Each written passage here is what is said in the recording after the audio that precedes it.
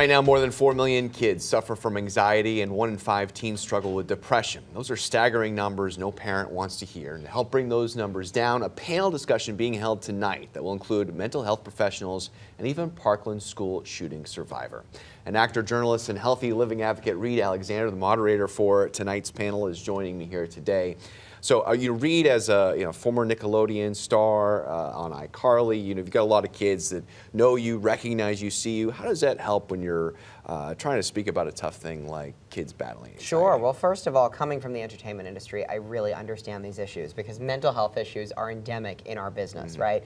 So I grew up seeing depression, anxiety, even in some cases substance misuse among actors that was concerning, you know what I mean? And it happens in adolescence. These are when the issues start to really entrench themselves. So for me, having had that platform and now going into journalism, wanting to have discussions around issues that affect people, mental health is a very natural one because so many young people don't get the care that they need.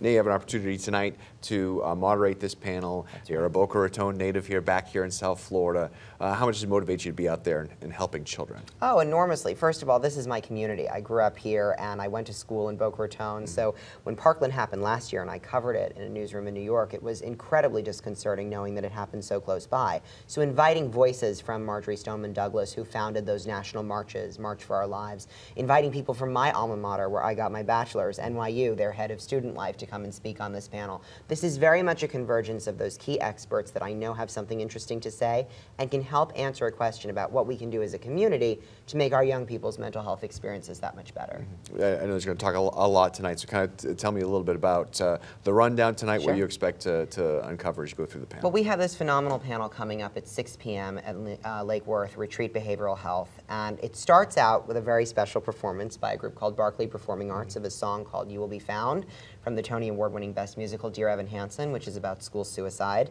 and that's what inspired me to create this panel. And then we've got a keynote speech from two young adults. We've got Alfonso Calderon, who's a founder of the March from Parkland, and another young woman from Lake Worth. And then this panel with 6 different speakers, one who's a therapist and was a first responder in Parkland, one who's a Parkland student. We've got our CEO, the NYU official I was mentioning, the head of 211, our local suicide hotline will be there, and an Emmy Award-winning filmmaker who's covered a lot around addiction in the foster care system. And as I moderate this discussion, the goal for me is to facilitate everyone's perspective and understand what are the issues affecting young people, why are they on the rise, because we know there is a mental health crisis on the rise, and very simply, what can families do about them so they realize they're not alone? That's the goal. That's a lot of things to talk about. Give me one thing, what can parents or families do if they believe that their son, daughter, friend of their son or daughter might be suffering from anxiety? Well, they can get education. They can come to free events like these. They can talk to their schools. There are a lot of free resources they don't realize that are out there. For instance, in Broward County, I met with the head of their social work program for kids a couple weeks ago.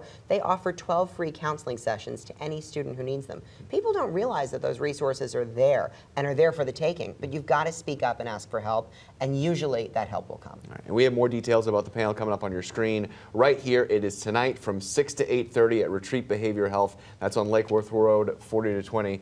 Reed, thank you so much for joining us. It was a great panel tonight. Great pleasure. Thank you. Ashley?